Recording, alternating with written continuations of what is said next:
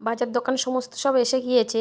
আর এই গাছ থেকে একটা মোচা পেড়ে নিয়ে এসেছি, এসে দেখি না আজকে পাবদা মাছ আর হচ্ছে মৌরলা মাছ নিয়ে এসছে। তাই মৌরলা মাছের ঝোল করবে বলে এখানে লাউ শাকের ডগা কেটে নিয়ে এসেছি গাছ থেকে।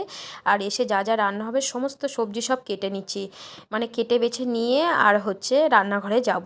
সমস্ত সব গুছিয়ে নিয়ে রান্নাঘরে ঢুকলে একটু সুবিধা হয়, এক এক করে সমস্ত সব ঝোলের সবজি কেটে নিলাম। আর এদিকে মাছ, ছোটো মাছটা কাটতে বসে পড়েছে, কিন্তু তার মধ্যে কলে জল এসে গেছে। মা বললো আমি জলটা তাহলে তুলতে যাই, মাছটা মা রেখে দিয়ে উঠে চলে গেল। তাই আমি এখানটা সবজিগুলো কেটে বেছে রেখে দিয়ে মাছ কাটতে বসে গিয়েছি।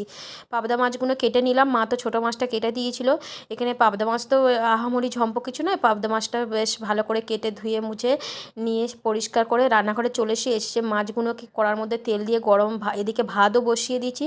আর এদিকে নুন, হলুদ, লঙ্কা গুঁড়ো, সামান্য তেল দিয়ে মাছটা ভালো করে মাখিয়ে নিয়ে ভেজে নিয়েছি। একটু তেল দিলে মাছটা আর ফাটে না, পাবদা মাছ ট্যাংরা মাছের মতন খুব ফাটে। আর তার মধ্যে একটা বেগুন কেটে নিয়ে লম্বা লম্বা করে সেটা ভেজে নিয়ে একটু তেলের মধ্যে কালো জিরে ফোড়ন, সর্ষে, কাঁচা লঙ্কা আর টমেটো বেটে নিয়ে ভালো করে মশলা কষিয়ে মাছ দিয়ে ফুটিয়ে কাঁচা লঙ্কার ওপর দিয়ে মাস্টার্ড অয়েল, সর্ষের তেল দিয়ে লাবিয়ে নিয়েছি।